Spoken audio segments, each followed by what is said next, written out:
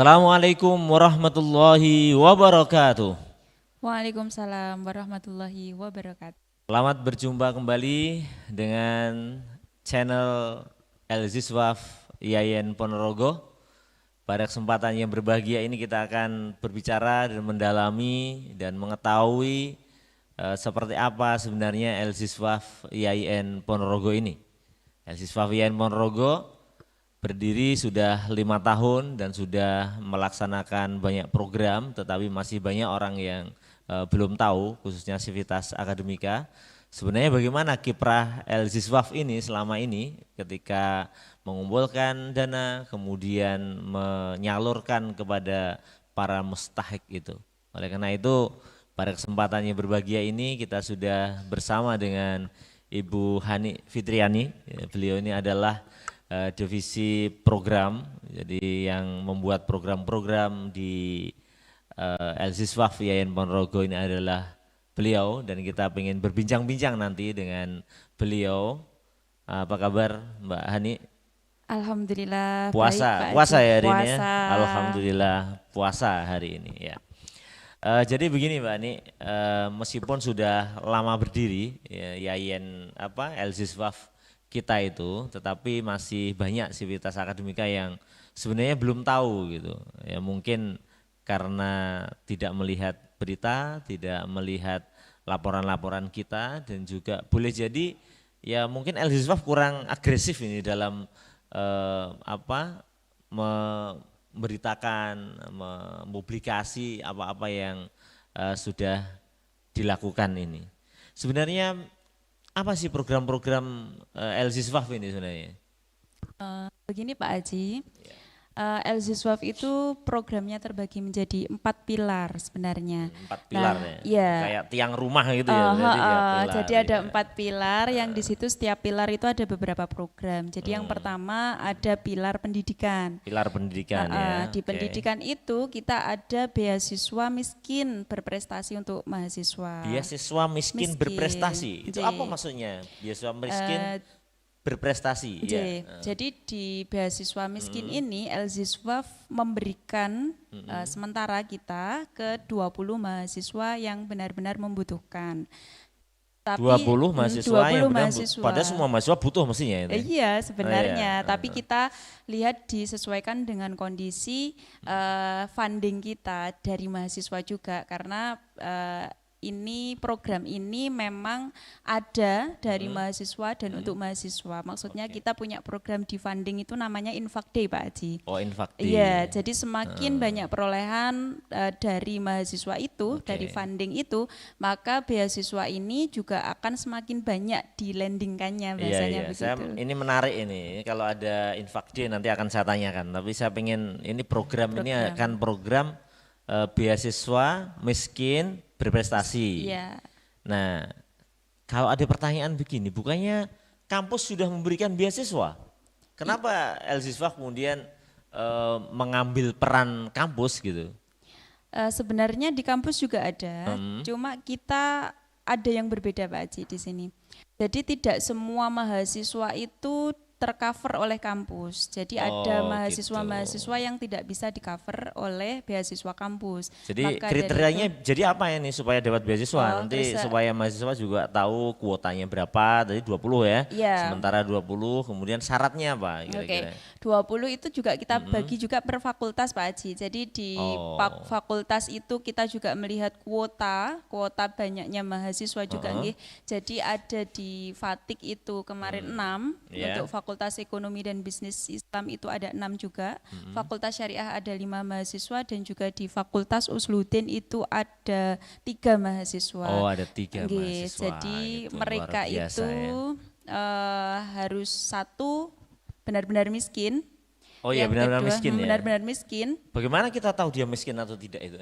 Jadi jangan pura-pura miskin aja, sebenarnya tidak miskin. Jadi prosesnya selain administrasi berkas, kita ada interview ini Pak. Oh ada interview. Iya ada interview. Ada tes kejujuran ya dia. Iya betul betul sekali. Kalau wajah kan tidak bisa mempresentasikan ya. Betul. Dia sebenarnya miskin apa tidak itu? Karena kayak puasa ini. Ada orang kayaknya lemes, justru nggak puasa, tapi kayak yang agak beringas gitu, wah dia ternyata malah puasa gitu. Iya. Ada surat keterangan kurang mampu juga yang harus mereka buat begitu kan. Lalu selain itu ada IPK Pak Haji. Oh IPK.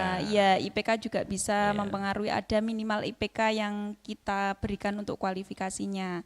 Jadi ada batas minimum lah bahasanya ya untuk mereka. Batas minimum untuk memperoleh beasiswa ini ya. Betul sekali. Jadi tadi kalau di kampus dia belum dapat, kemudian dia prestasinya masih layak untuk diberi dan betul. Dia secara ekonomi memang miskin. Dibuktikan dengan surat keterangan itu ya, dan kuotanya betul. Sementara masih 20. Nah, 20 mahasiswa ini saya dengar dia harus jadi relawan gitu ya. Iya Pak Haji. Jadi apa tugasnya relawan apa? Tugas relawan? Jadi gini Pak Haji, kalau relawan itu dia bertugas untuk membantu saya sebagai programmer. Membantu Bu Hani atau membantu Elziswaf? Oh, membantu Elziswaf. Oke. Membantu Elziswaf. Membantu Elziswaf. Jadi di sini sebagai programmer saya butuh pendamping, butuh ada teman ya. Jadi relawan itu tugasnya adalah membantu mensukseskan program-program yang ada di laboratorium. Mereka membantu termasuk tadi ada apa? Infak D ya? Ada Infak D juga. Apa Infak D itu Ani? Infak D itu adalah infak ya, hari berinfak. Oh, hari berinfak. Jadi di mana mahasiswa Yayan Ponorogo itu dianjurkan untuk ikut infak dalam 1 minggu sekali. Oh, dalam 1 minggu sekali. Iya, betul sekali. Jadi itu memang tujuannya untuk melatih mahasiswa agar dia mau dan mampu untuk menyisihkan sebagian hartanya. Artinya memiliki jiwa filantropi, dermawan. Seperti yang kemarin kita perbincangkan dengan Pak Dekan itu ya. Jadi memang supaya mahasiswa itu punya jiwa sosial yang baik, mau berbagi, dan itu salah satu pembelajarannya adalah dengan Infak D gitu. Jadi tadi yang pertama programnya adalah pendidikan, pilar pendidikan gitu. Selain pendidikan tadi ada 4 pilar yang kedua? Yang kedua ada dakwah Pak Haji. Oh, dakwah. Iya. Di dakwah itu kita ada arisan kurban ya. Oh, ada arisan kurban. Arisan kurban. Itu dari dosen-dosen dan tenaga pendidikan yang ada di Yayan Ponorogo, kita buat kelompok-kelompok begitu Pak Haji. Kelompok arisan. Setelah itu nanti ketika kita sudah dapat gitu nggih, itu didistribusikan ke tempat-tempat yang benar-benar membutuhkan. Dapat apa maksudnya? Dapat betok itu bahasanya apa ya? Artinya arisan dan dia yang gilirannya untuk dapat giliran. Betul sekali. Kemudian dapat kambing. Iya betul, dapat kambing. Berupa kambing sementara. Disalurkan kemana kambing-kambing ini? Sementara ini yang sudah berjalan itu ke tempat-tempat KPM, kuliah pengabdian masyarakatnya Yayan Ponorogo, yang benar-benar ke daerah yang membutuhkan. Jadi kelompok-kelompok dititipkan kepada mereka, kemudian dipilih daerah yang memang benar-benar membutuhkan. Padahal semua butuh loh. Iya, tapi itu memang ada, mereka kan yang kelompok-kelompok itu membuat proposal Pak Haji. Oh gitu. Iya, membuat proposal. Jadi ada skala prioritas karena jumlahnya terbatas ya. Betul. Terutama daerah-daerah yang itu memang dirasa syiar untuk berkurbannya itu kurang ya. Iya. Kadang juga menurut teman-teman dulu itu ada yang malah menjadi pancingan itu. Jadi sebenarnya tidak ada yang berkorban di situ. Nah, begitu ada korban satu lagi, kalau nggak salah dulu di mana itu. Akhirnya orang-orang berpikir, loh kok hanya satu ini, nanti apa merata untuk mereka. Akhirnya ada orang yang ya sudah kalau begitu kambing saya ditambah disembelih sekalian. Kemudian ada yang lain lagi juga begitu. Ini disembelih. Akhirnya dari satu itu kemudian menjadi 3. Iya, betul sekali. Memang itu memang tujuan gitu ya. Salah satu tujuan dari program dakwah ini. Program dakwah ya, itu betul ya. Sekali. Jadi syiar kampus juga syiar Islam gitu ya betul. mestinya. Oke. Terus pilar berikutnya apa tadi? Pilar berikutnya ada sosial kemanusiaan Pak Haji. Oh, sosial kemanusiaan. Ya, di sosial kemanusiaan itu kita ada tanggap bencana. Oh, tanggap bencana. Ada juga, iya betul. Ada juga yang santunan kecelakaan, santunan untuk keluarga besar institut yang sakit, kecelakaan, meninggal dunia, yang keluarganya meninggal dunia, dan lain sebagainya. bencana ya, bencana kan biasa saja itu, ada bencana di mana-mana, kemudian galang dana kayak di daerah mana kemarin Pulong juga terjadi tanah longsor Iya, gitu. betul Tapi sekali. mungkin orang kan bertanya, Civitas Akademika itu kenapa dikasih uang gitu kan? Itu nanti jangan-jangan nenek saya, Pak Di saya, cucunya dosen IAIN atau gimana kriterianya itu? Itu gini, kita ada Iya. namanya turba, turun ke bawah Pak Aji. Jadi Turun ke ada bawah. relawan itu, jadi relawan yang ada di laboratorium itu melihat langsung kondisinya. Kalau memang benar-benar di sana itu membutuhkan, jadi ya kita berikan sesuai dengan keadaan. Oh iya, jadi yang itu kan yang bencana tadi, Iya. umpamanya kecelakaan itu Civitas Akademika yang dikasih siapa kira-kira kriterianya? Kalau kecelakaan, Iya, kecelakaan itu kecelakaan atau mulai sakit dari gitu ya. dosen, Iya. mahasiswa, sampai ke OB. Oh sampai ke OB. Sampai ke OB atau pokoknya semua yang ada di lingkup Civitas itu kita Oke. berikan. Artinya itu iya, maksud saya tadi itu umpama naudzubillah semoga tidak ya. Saya satu keluarga umpamanya. Yang berhak dikasih itu termasuk kakak saya, Pak Di saya, bule saya atau cukup dibatasi saya, istri saya sama anak. Cukup dibatasi Pak Haji. Oh, cukup Jadi dibatasi, ya. tidak semua dalam keluarga itu tercover. Oh tercover. Jadi Jangan neneknya nih dikasih. Wah Nah. nenek saya sedang sakit gitu loh. Minta ke iya, oh, yang tidak. bersangkutan Oh, saja. yang Kalau bersangkutan kecelakaan saja. yang bersangkutan saja. Kalau Kira-kira meninggal, besarannya biasanya berapa itu? besarannya 500.000 Pak Haji. 500.000. Oke. Kayaknya dulu pernah ada yang dikasih 1 juta kalau yang Kecelakaan ya? kecelakaan kemudian operasi gitu Oh pernah. ya, kalau 1.500.000 kecelakaan pernah operasi juga ya. pernah yang 2 juta juga Iya, ada. pernah juga. Melihat kondisi Pak Haji. Kondisi keuangan dan kondisi pasien. Pasien. Iya. Jadi ada yang patah tulang kan tidak bisa kita samakan dengan Iya. yang hanya lecet-lecet. Mungkin dia patah tulang tapi Iya. juga dari keluarga yang kurang mampu, mungkin beda betul. dengan yang dia sudah cukup sebenarnya, tapi ini bentuk kerohiman saja kan Iya, begitu. betul. Oke. Terus pilar yang keempat Yang ya? keempat itu, yang keempat itu ada pilar ekonomi. Oh, pilar Ya, ekonomi. di pilar ekonomi itu kita ada pemberdayaan zakat Pak Haji. Pemberdayaan zakat. Betul sekali. Kita memberdayakan duafa atau fakir miskin yang benar-benar kurang mampu. Ya memang karena tujuan kita pengen mengubah mereka yang mustahik itu suatu saat bisa jadi Bisa menjadi muzaki. muzaki. Ya betul sekali. Ya, semampunya Jadi ya. semampunya. Jadi sementara program yang sudah terlaksana itu pemberdayaan zakat berupa kambing, Pak. Jadi konsumtif tradisional ya, Mas. Iya, Produktif iya. tradisional. Produktif Ha. tradisional. Produktif yang Kategori tradisional. dari mana ya? Pemberdayaannya itu. Dari Kementerian Agama. Kategorinya ada produktif kreatif, Produktif tradisional dan tradisional kreatif. kreatif Oke. gitu ya.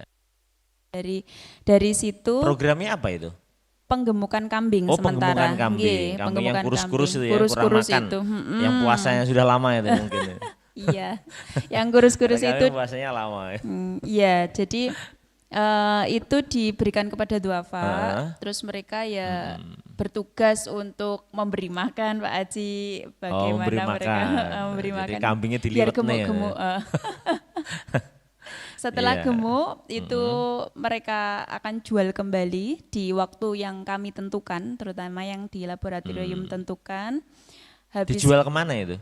dijual dibeli lagi oleh Elziswa Pak Oh, Haji. dibeli lagi oleh Iya, Elziswa. dengan harapan bisa membantu mereka karena memang kondisi kambingnya itu terkadang tidak pasti Pak Haji. Ada yang kurus, ada yang besar begitu. Bahkan ada yang meninggal dunia mungkin. Oh, ya. ada Pak Haji. Oh iya, sakit kemudian meninggal dunia. Iya, betul Innalillahi sekali. ya. Yang di Pulong itu ada Pak Haji yang meninggal. Yang meninggal.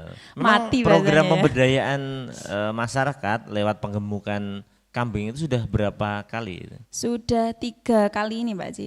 3 dulu kayaknya pernah ada di 2019. Kampung Zakat Oh juga. pernah ya, Nah, berarti itu kita kolaborasi dengan Kampung Zakat ada Oh, di Kampung Pohijo Zakat, Sampung. di Pohijo. Nggih. Ya. Untuk tahun ini ada di Pulung, di Soko ya, program mandiri. program mandiri. Program mandiri. Ya. Jadi Elziswaf Yayan Ponorogo itu kemudian punya 4 pilar, tadi ada pendidikan yang hari ini masih memberikan beasiswa saja, kemudian ada pilar apa tadi dakwah dengan mengadakan arisan kurban itu yang nanti ada tebar kurban, kemudian ada juga apa yang ketiga tadi sosial kemanusiaan. Jadi ada bencana, ini para relawan kemudian menggali donasi kemudian disalurkan kepada masyarakat yang terkena bencana. Dan yang keempat adalah pilar pemberdayaan atau pilar ekonomi untuk memberdayakan masyarakat gitu ya, untuk memberdayakan masyarakat. Untuk Ramadan ini kira-kira punya program apa ya? Untuk Ramadan ini kita akan melaksanakan program santunan kepada duafa yang ada di sekitar kampus 1 dan kampus 2. Oh, kampus 1 dan 2. Ya, kampus 1, kampus 2 dan di daerah tempat tinggal dosen yang benar-benar membutuhkan. Oke.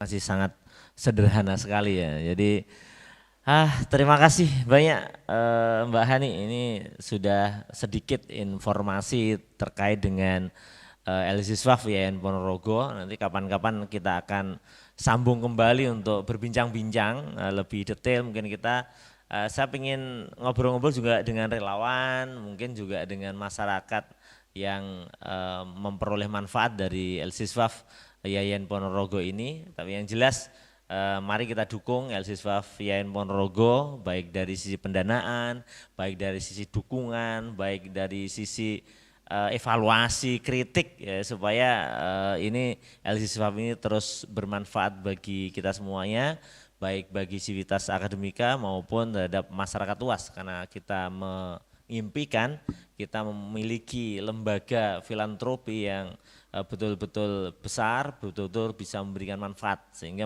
kita punya prodi manajemen zakat dan wakaf itu dalam istilah orang sekarang tidak omdo ya, tidak hanya ngomong doang, tapi tidak hanya teori saja, tapi dia juga memberikan manfaat kepada masyarakat banyak. Sekali lagi terima kasih kepada sama-sama Pak Aji. Bu Hani sebagai ketua divisi program ya di LSiswaf YAIN Ponorogo. Juga berterima kasih kepada tim Halo Febi yang sudah memfasilitasi podcast kita pada siang hari ini. Sekian, ada kurang lebihnya kita berjumpa kembali. Febiku hebat, Febiku dahsyat. Assalamualaikum warahmatullahi wabarakatuh. Waalaikumsalam warahmatullahi wabarakatuh.